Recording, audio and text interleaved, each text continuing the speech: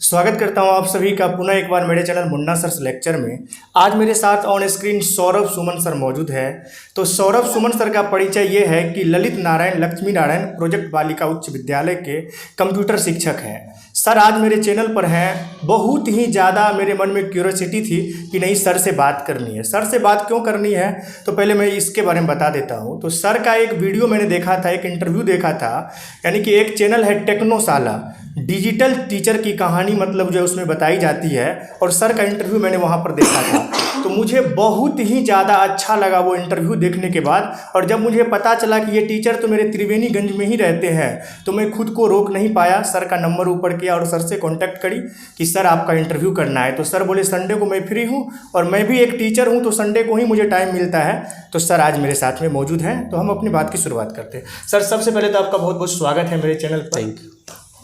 Sir सबसे पहले हमें ये बताइए कि वर्तमान समय में लोगों की जो मानसिकता है, खास करके हमारे बिहार में, ऐसा कहा जाता है कि जो सरकारी स्कूल के टीचर हैं वो विद्यालय आते हैं, सिर्फ बैठते हैं और फिर चले जाते हैं, उसको पढ़ाई लिखाई से कोई मतलब नहीं है। लेकिन इस बात को आपने पूरी तरीके से गलत साबित कर दिया और आपने अपने विद्यालय का नाम मतलब देश लेवल में फैला दिया। न जाने कितने न्यूज़ उस पर बने, बहुत सारे प्रोजेक्ट पर आपने काम किया, आपके बच्चे ने काम किया, आपके प्रिंसिपल वगैरह आपको सपोर्ट किए।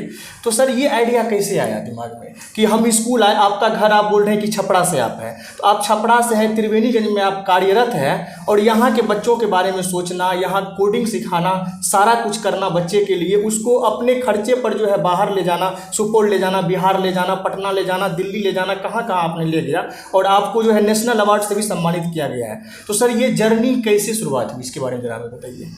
सर यहाँ पर सितंबर 2015 में मैंने कंप्यूटर टीचर के रूप में ज्वाइन किया जी। और इसके पहले चूँकि मैं एमसीए हूँ तो सॉफ्टवेयर वेबसाइट डेवलपमेंट का काम मैं करता था, अपना खुद का मतलब व्यवसाय था जी। जब इस जॉब में आया तो उस नॉलेज का यूटिलाइजेशन गवर्नमेंट स्कूल में नहीं हो पा रहा था जी जी जी। तो धीरे धीरे मैं पहले माहौल को समझा, बच्चे का लेवल समझा और कंप्यूटर का बेसिक नॉलेज बच्चे को देना शुरू किया था। लेकिन अभी भी मेरे में जो नॉलेज था वो मैं मतलब यहाँ पर पूरी तरीके से नहीं नहीं पा रहा था उसे कि किस तरह से बच्चों को लाए, क्योंकि बच्चे का लेवल वहाँ यहाँ था ही नहीं वैसा। तो 2018 में हुआ ऐसा कि मेरी स्कूल के प्रधानाध्यापिका श्रीमती पूनम यादव ने मुझे कहा कि नीति आयोग के द्वारा एक अटल टिंकरिंग लैब की स्थापना के लिए प्रपोजल है, क्यों नहीं हम लोग अप्लाई किया जाए। तो उनके सहयोग से और मैंने अप्लाई किया ऑनलाइन और जो उनका क्राइटेरिया था उसके अनुसार हम लोग सब चीज़ फुलफ़िल किए और हम लोग के स्कूल को ये मिल गया लैब जी। और उस समय कोसी क्षेत्र में एकमात्र स्कूल ये था हमारा जिसको ये लैब मिला। कोसी प्रमंडल में त्रिवेणीगंज स्कूल को ही मिला था। इवन आज के इंटरव्यू तक मैं बोलना चाहूँगा कि अभी भी यहाँ पर 2-3 स्कूल को मिला है, लेकिन अभी भी वो चालू नहीं हुआ है प्रॉपर रूप से। और आपके स्कूल का पूरे तरीके से जी हम लोग प्रॉपर रूप से उसका जो मतलब प्रधानमंत्री श्री नरेंद्र मोदी का जो सपना था वो हम लोग का स्कूल पूरा कर रहा है। बिल्कुल सर, बिल्कुल। हाँ, तो अब आपका जो एक प्रश्न था कि सरकारी स्कूल में पढ़ाई जहाँ नहीं होती है वहाँ पर ऐसा काम हो रहा है, तो देखिए ऐसा दोनों बात कहेंगे, कहीं कहीं ऐसा होता भी है, लेकिन लोग बाहर से सोचते हैं। अगर आप हमारे टीचर्स के बीच में बैठिएगा तो एक से एक नॉलेज वाले टीचर है जी, ठीक है। कुछ ऐसा माहौल है कि वो लोग अपना संपूर्ण दे नहीं पाते हैं और बच्चे भी है जो अपने पढ़ने का मेथड जो पुराना है उसके अनुसार चलते हैं। तो वो जिसमें है टीचर वो मतलब नज़दीक से जब स्कूल विद्यालय मिलिएगा उन शिक्षकों से तो आपको ये सोच बदल जाएगा, ऐसा नहीं है। तो अब थोड़ा सा तो सेल्फ मोटिवेशन बहुत इंपॉर्टेंट है हर टीचर के लिए कि अगर वो सिर्फ अपना शेड्यूल देखेंगे और सिलेबस देखेंगे तो नहीं होगा, ठीक। और जहाँ तक हम लोग अटल टिंकरिंग लैब आया तो इनोवेशन पे जब काम शुरू किए तो आपको पता हो कि इनोवेशन के लिए कोई सिलेबस ही नहीं होता, ये कोई आप बाउंड्री के अंदर नहीं पढ़ सकते हैं जी। आपको बाउंड्री से बाहर निकलना होगा, कुछ नया सोचना होगा और उसके लिए आपको क्या क्या मटेरियल कलेक्ट करना है आपको भी नहीं पता, क्या क्या ज़रूरत आएंगे। तो इनोवेशन जनरली बड़े बड़े संस्थाओं में नहीं होता। आज देखिए यूजीसी बड़े बड़े जितने कॉलेजेस हैं वहाँ भी इनोवेशन की बात हो रही कराइए, लेकिन प्रोफेसर लोग नहीं करा रहे। तो उसमें सरकारी स्कूल में ऐसा होना एक बहुत बड़ा बात हो गया। जी बिल्कुल। और फिर मुझे दो फ़ायदा मिला। एक तो मेरा पहले से कोडिंग का, सॉफ्टवेयर डेवलपमेंट का नॉलेज, और दूसरा जो सामान की कमी थी वो इस लैब ने पूरी कर दी। ये दोनों जब मैच किया तो मुझे बहुत चीज़ काम करने का मौका मिला। और आज आधुनिक युग में जो रोबोटिक्स, इंटरनेट ऑफ थिंग्स, नए नए टेक्नोलॉजी की बातें होती है, वो सब काम मेरे स्कूल में हो रहे हैं। तो सर आपका कहना है कि आप जो सोचते थे, जो चाहते थे, लैब आ जाने के बाद आप पूरी तरीके से उस पर जो है काम करने लगे। और सर हमें ये बताइए कि आपका, मैंने जब इंटरव्यू देखा था तो उसमें जो है आप ये बता रहे थे कि एक जलपाईगुड़ी वाला किस्सा कोई बता रहे थे कि आपने एक प्रोजेक्ट बनाया था जो कि नेशनल लेवल तक गया था। सर उसके बारे में कुछ बताइए हमें। हाँ सर, होता क्या है कि आजकल जब भी कोई साइंस एग्जीबिशन जब कोई कंडक्ट होता है तो उसमें बच्चे सीधे यूट्यूब से नकल करने लगते हैं और उसको बना के प्रस्तुत करते हैं। इसलिए अगर आप 4-5 साइंस एग्जीबिशन में जाइएगा तो लगातार तो आपको बहुत कॉमन प्रोजेक्ट नज़र आने लगेंगे धीरे धीरे। जी जी जी। तो चूँकि पहले जब ये लैब आया और उसके बाद जब हम लोग कुछ इस पे काम कर चुके थे तो पहली बार साइंस एग्जीबिशन में मौका मिला। मैं ज्वाइनिंग के बाद 2-3 साल तक कोई साइंस एग्जीबिशन में नहीं गया, क्योंकि एक सोच है कि विज्ञान शिक्षक का चीज़ है और मैं कंप्यूटर टीचर हूँ। तो लेकिन मुझे लगा कि साइंस और टेक्नोलॉजी दोनों आपस में बहुत संबंध है, क्योंकि हम जानते हैं विज्ञान का यूज करके ही टेक्नोलॉजी बना है। मतलब टेक्नोलॉजी का डिफिनेशन ही है एप्लीकेशन ऑफ साइंस। तो मैंने सोचा कि साइंस के टीचर एग्जीबिशन में जनरली क्या होता था, स्टैटिक मॉडल जाते थे, थर्माकोल पे बन गए, उसे डिस्क्राइब बच्चे कर रहे हैं। तो मैंने सोचा कि कुछ वर्किंग मॉडल होना चाहिए जो होते हुए नज़र आए। और इसी संबंध में मैं हमेशा सोचता था कि कुछ नया क्या बनाए उसमें। तो मैं अपने घर गया हुआ था तो वहाँ पेपर में न्यूज़ आया था रेलवे का। बहुत सारे रेलवे अपने न्यूज़ गवर्नमेंट का आता है, वो चेतावनी था कि जब भी रेलवे ट्रैक पे जहाँ पे क्रॉसिंग होता है, जहाँ पे हम पर्सनल गाड़ी भी क्रॉस करते हैं, तो आप देखेंगे रेलवे ट्रैक के ऊपर एक वायर जाता है। हाँ। वो बहुत हाई हेवी करंट रहता है इसके अंदर। तो उसका ट्रैक से हाइट 4.67 मीटर जैसा मुझे याद आ रहा है लिखा था कि जो ट्रक अगर रेलवे ट्रैक को क्रॉस करते हैं तो अपने ऊपर इतना मटेरियल नहीं रख दे कि उसमें सट जाए, उससे बहुत बड़ी दुर्घटना हो जाएगी। तो एक चेतावनी था वो। तो वो देखते ही मेरे मन में आइडिया हुआ क्यों नहीं इसका कुछ सॉल्यूशन दिया जाए। वो तो समस्या दिया, हम उसका सॉल्यूशन क्यों नहीं दिया जाए। तो मुझे एकदम क्यूरियोसिटी था कैसे मैं स्कूल पहुंचूं। और वहाँ से मैं जैसे स्कूल आया, बच्चों के बीच रखा, तो मिल के हम लोगों ने कॉन्सेप्ट तैयार किया। और उसके बाद एक रेलवे ट्रैक डिज़ाइन किया गया और एक गेट डिज़ाइन किया गया। और उसमें जो संबंधित टेक्नोलॉजी के वो सेंसर्स और जो चीज़ माइक्रो कंट्रोलर के लगाने थे वो लगा के हम लोगों ने कोडिंग किया। और जैसे ही एक गाड़ी को क्रॉस किया, जो गाड़ी जाता था वो उस गेट उसका हाइट को कैलकुलेट कर लेता था। और अगर वो वायर में सटने लायक हाइट था तो वहीं पर अलार्मिंग होने लगता था, ज़ोर ज़ोर से रेड लाइट जलने लगते थे, लोग सतर्क हो जाते थे। हाँ, तो ये क्या हुआ कि मैं साइंस एग्जीबिशन में जब गया तो बहुत सारे उसमें विषय होते हैं, 5-6 कैटेगरी होते हैं एग्जीबिशन में। इसको ट्रांसपोर्ट कैटेगरी में मैंने ले गया और एक हेल्थ कैटेगरी में एक प्रोजेक्ट ले गया था मैं, ब्लाइंड डिस्ट्रिक्ट। तो दोनों चयन हुआ डिस्ट्रिक्ट में भी। फिर हम लोग स्टेट लेवल पे गए तो स्टेट लेवल में भी दोनों प्राइज़ मिला, शिक्षा मंत्री ने खुद पुरस्कृत किया। फिर दोनों प्रोजेक्ट को नेशनल भेजा गया। ईस्टर्न इंडिया साइंस फेयर होता है कोलकाता में हर साल, जो BITM कराता है, बिरला इंस्टीट्यूट ऑफ टेक्नोलॉजी। तो वहाँ पर करीब 14 स्टेट के फिल्टर प्रोजेक्ट पहुँचते हैं सेलेक्टेड। तो वहाँ पर भी जब अनाउंस हुआ तो हम लोग वहाँ पे स्टेट बेस्ट अवार्ड मिला हम लोगों को, और मुझे भी स्टेट बेस्ट गाइड का अवार्ड मिला।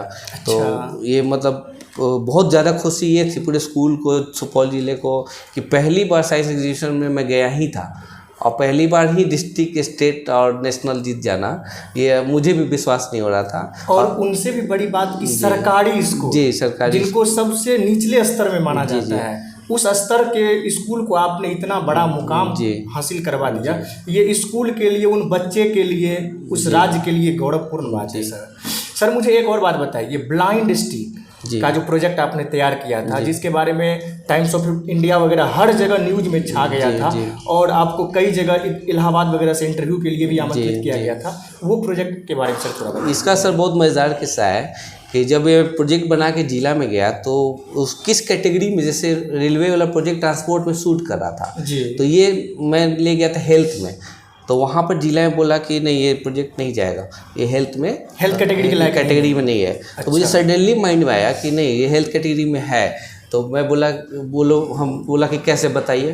तो हम बोले सर जो ब्लाइंड होते हैं ना उनके साथ कोई बैठता नहीं है, उनको कोई घुमाने नहीं ले जाता है, तो डिप्रेशन नाम की बीमारी का शिकार हो जाते हैं और साथ में चले जाते हैं। तो ये स्टिक उनको डिप्रेशन से निकालेगा, तब वो लोग कन्विंस हो गए कि हाँ ये सही है। तो मैंने शीर्षक ही लिख दिया कि डिप्रेशन से आज़ादी और ये स्मार्ट ब्लाइंड स्टिक। तो ये कैटेगरी ऐसा लगा कि पूरे स्टेट में फर्स्ट प्राइज़ इस प्रोजेक्ट को मिला। शिक्षा मंत्री इसको स्पेशल मतलब फोकस की इस प्रोजेक्ट को। और NCERT हर साल राष्ट्रीय विज्ञान प्रदर्शनी आयोजित करता है जो हर स्टेट के अच्छे प्रोजेक्ट को बुलाता है। और शायद पहली बार ऐसा हुआ होगा जो हमको पता है इस जिला में या मेरे स्कूल के लिए कि वो हम लोग को आमंत्रण मिला और हम लोग लड़की को लेके गए और वहाँ पे पूरे हर स्टेट के लोगों को बहुत पसंद किया।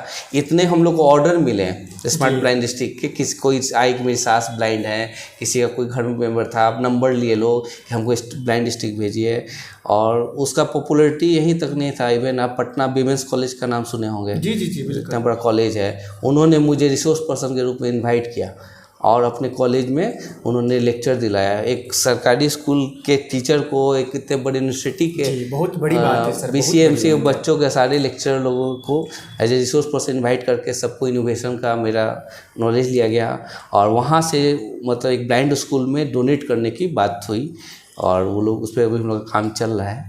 सर आप जो प्रोजेक्ट बनाते हैं तो प्रोजेक्ट में तो बहुत सारे मटेरियल्स की ज़रूरत पड़ती होगी, ये स्कूल के तरफ से दिया जाता है, इसका जितना भी खर्च वगैरह होता है, खर्च तो काफ़ी लंबा होता होगा, तो ये खर्च कौन पे करते हैं स्कूल की तरफ? नहीं सर, इसमें जो सामान की जो कमी होती है, जो सामान की ज़रूरत होती है, वो नीति आयोग ऑलरेडी सिलेक्शन होते ही वो लोग प्रोवाइड कर देते हैं सारे। यानी कि आप लोग अगर कोई प्रोजेक्ट के बारे में सोचते हैं कि हमें ये करना है, उनमें जिन जिन चीज़ों की रिक्वायरमेंट होती है नीति आयोग आपके विद्यालय को नहीं पहले से इतना सफिशिएंट दिया है। अच्छा। एक्चुअली क्या था ना कि नरेंद्र मोदी सर का ये सोच था कि चाइना में, जापान में क्या होता है छोटे बच्चे ही स्कूल लेवल से इनोवेटिव होते हैं, बिल्कुल हमारे यहाँ नहीं थे।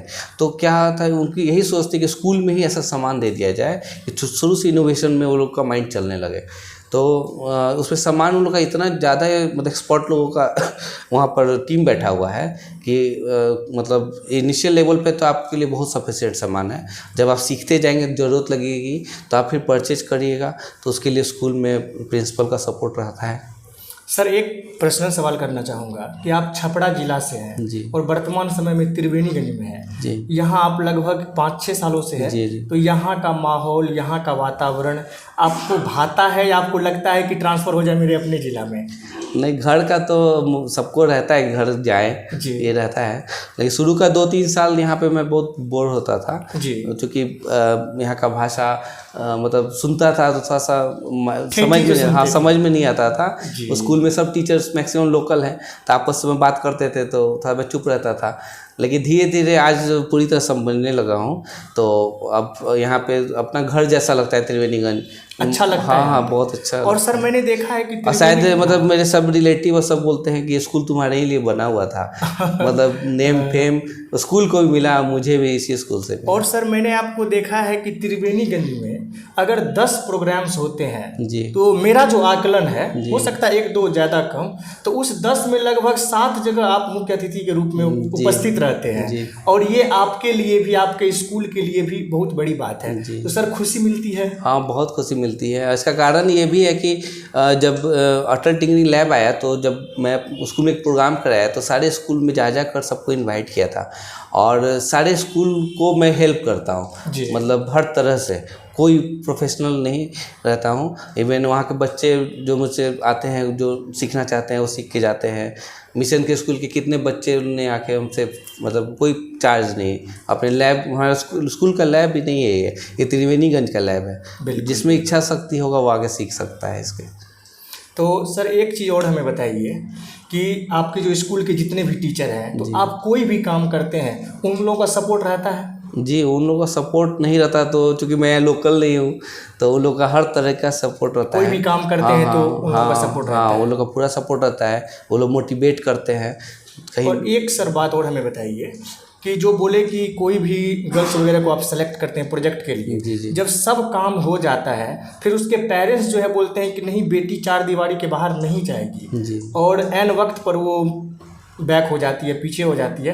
सर ये मानसिकता क्या है, हमको ये जरा बताइए। क्या एज अ पेरेंट्स, आप भी एक पेरेंट्स हैं, तो क्या ये सही है कि लड़की अगर कुछ अच्छा कर रही है, कुछ इनोवेटिव कर रही है, अगर वो देश लेवल तक पहुंचेगी, स्टेट लेवल तक पहुंचेगी, तो उन्हीं के माँ बाप का नाम होगा कि फलाना की बेटा है, बेटी है, ये काम क्या है, फिर भी वो अपने बाल बच्चों को घर से बाहर नहीं भेजना चाहते, खास करके लड़की।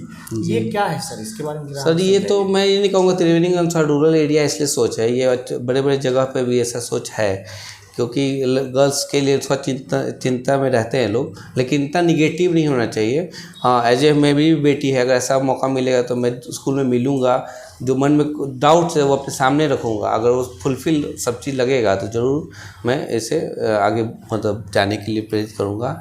इसमें ये क्वेश्चन आपका बहुत अच्छा था, और ये हम लोग बहुत चैलेंज फेस किए यहाँ पर। शुरू में जब लड़कियों को सिखाने शुरू किए तो एन वक्त पे जब जाना था एग्जीबिशन पे, तो वो मना कर दी, सब पापा मना कर रहे नहीं जाना है। अब सारा मेहनत बेकार उस समय आपका।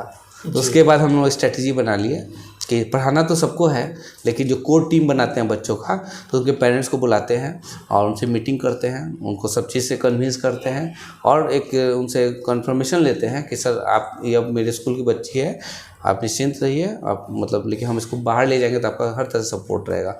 तो अभी लगातार 3-4 साल से तो ऐसा प्रॉब्लम नहीं आ रहा है। हर बार ये ऐसे संख्या कम होती है, लेकिन हाँ 7-8 लड़की ऐसे मिल जाती है, जिसके गार्जियन फुल सपोर्ट देते हैं मुझे।